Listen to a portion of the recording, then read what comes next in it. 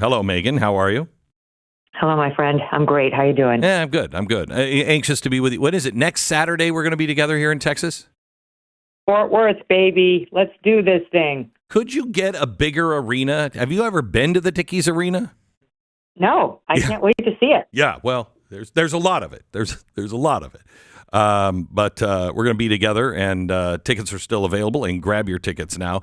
I would like to know a couple of things. First of all, I'm going to be making a pretty big announcement, breaking some news with you because you're a journalist and everybody goes to you for these things. But I'm going to be breaking some big news, and then what else? I'm only asking this because I just got off, one of the shows for Charlie Kirk, and the audience kind of threw me for a loop. I was answering questions I've never even pondered before, Megyn. Well, I mean, I think we're going to be doing some Q&A with the audience, too. And I'm looking forward to that because I think what I've been hearing from a lot of folks commenting on our, just on our social media feeds is they'd love to interact. And so I thought maybe we'll kick it off with just Q&A and have people have their say, and then we can do our interview and all that. But, my goal overall is just to make it a good time. I think people, if you're going to go out on a Saturday night, you want to have fun. You want to keep it upbeat. There's so much to make fun of. Well, I'm good at that. I'm with you on that. I'd be there all day long on that. And it's like with this administration, which has a very healthy sense of humor, and the bizarre attacks going. I mean, did you just see the Bradley Whitford thing on The View just yesterday saying there are internment camps going on right now in the United States? Are there really? What? Bradley? He played a political hack on the West Wing, and now ever since he's kind of like Yul Brynner in The King and I. Remember how he got deluded and really started acting like the king? He thought he really was one. That's what's happened to Bradley Whitford. Martin Sheen, for that matter, too, who played the president in that same series. Yeah. And now they both have gone so hardcore left and think all the worst rumors that you hear from your great-great-granddad on, the Facebook are true. Internment camps across the United States? Where? Where specifically, Bradley? Walk me through it. Can you help me out on Ketanji Brown Jackson yesterday? I think she said that blacks are mentally handicapped or maybe physically handicapped. I don't know, but she compared the Voting Rights Act with the ADA. What kind of how low can they go in insulting black Americans before black Americans are like, okay, come on? No, it was unbelievable. If one of the white justices had said that, it would be on the cover of every magazine and at the top of every newspaper. The fact that she's black and I guess a woman, they give her a pass. But she actually tried to say that we need ongoing scrutiny of all voting schemes in America because blacks are like people with disabilities, with basically no rights. Because she was saying when we passed the American with Disabilities Act, we had no requirements that buildings be handicap accessible. And that's basically the position of blacks in America in 2025. But what? No rights such that there must be a national mandate requiring them. How do you build a building so it's black accessible? Because I think they already are. What kind of special ramps are needed to be built here? I don't understand.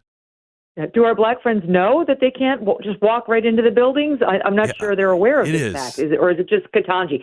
How does she walk into the U.S. Supreme Court to make the point that blacks are not equal and are basically permanently disabled as she puts on her robe to take one of 9 seats?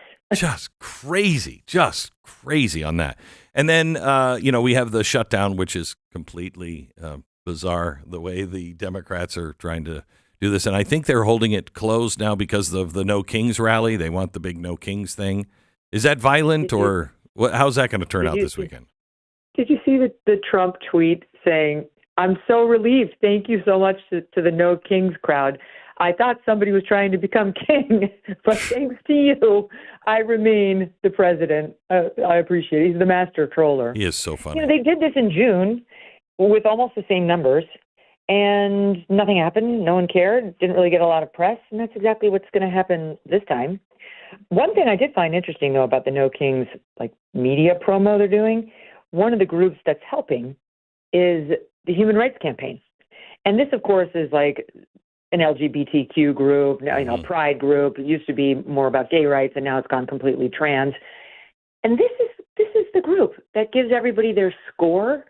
They're like, oh yeah, DEI score. All the that's corporate America. right. I mean, the mask is totally off. You're actively out there protesting against the president, and we're still going to have anyone in corporate America pretend that you are just this impartial arbiter that's worried about a civil rights issue as you're out there marching against the sitting president with people like Bradley Whitford, who are claiming internment camps. I mean, the mask is completely off. They've already been defanged thanks to Trump and, his active pushes through executive orders and otherwise against this DEI agenda. But that's who's going to be out there, the Move On crew. How long does this have to go on? How long does this go on? How long do we need the government and control of the government before it's crushed? The spirit of it is crushed. I know people will always believe some of this crazy stuff, but the whole delusion that we were all living under for a long time, it seems to be over, or at least dying. Oh, yeah. How long before it's dead? We need 2 terms of J.D. Vance post-Trump. That's exactly what Trump said. Yeah, we can't, like, as much of a miracle worker as Trump is, he can't get it done in 4 years. And we've learned from him how to do it and that it's working. I mean, just yesterday there was a headline about the yet another hospital, this one in Boston, shutting down the puberty blockers and cross-sex hormones for anyone under age 19 because Trump is defunding these hospitals that continue to provide that.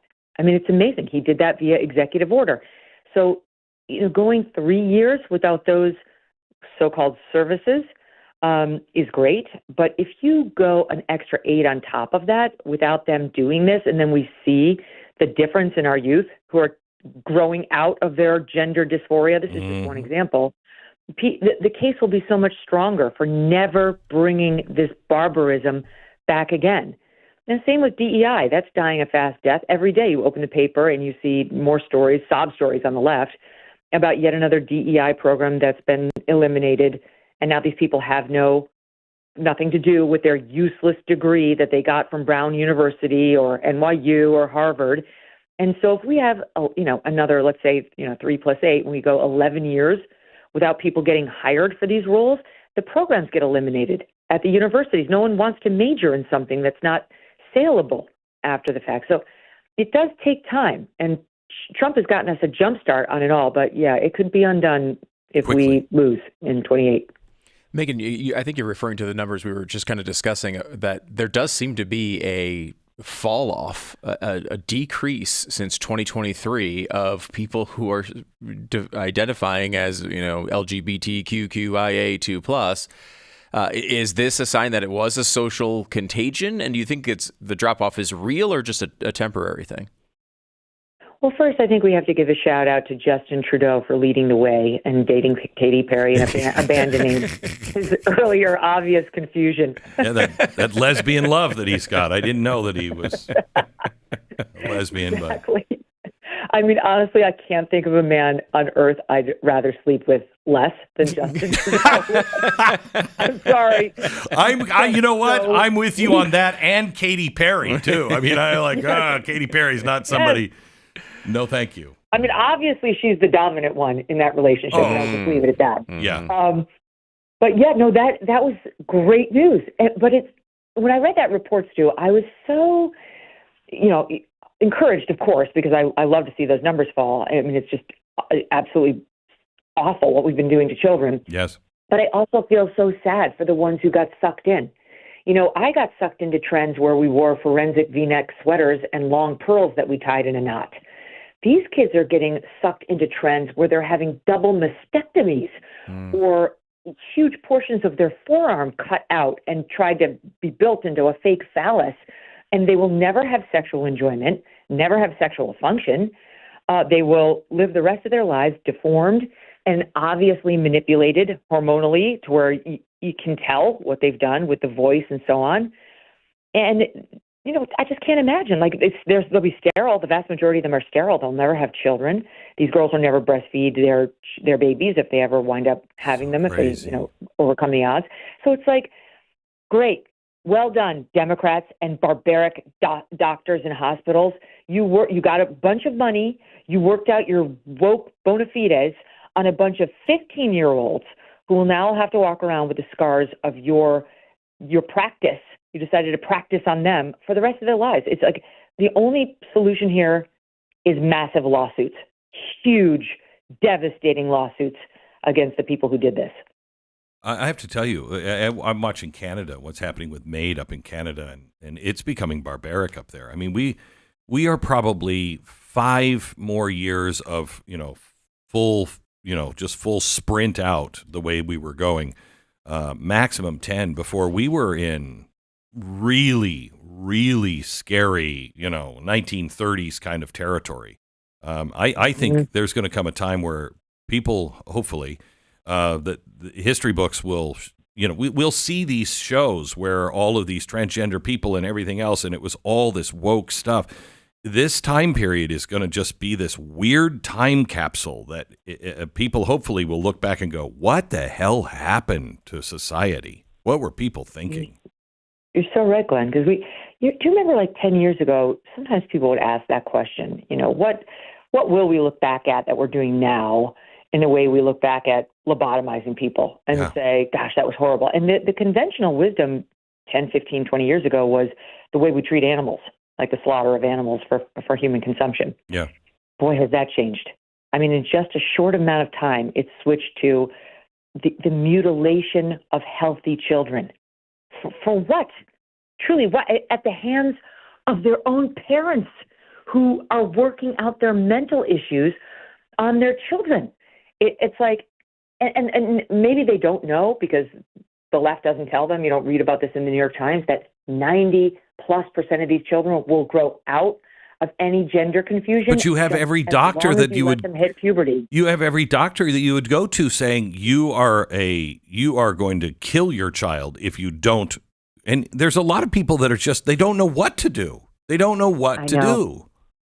No, and on top of that, so the same doctors are saying your child's going to kill himself unless you let them do this. And then you seek out a doctor just for your child to have individual consultations with. And they're being told by all the medical societies, the only proper standard is to affirm.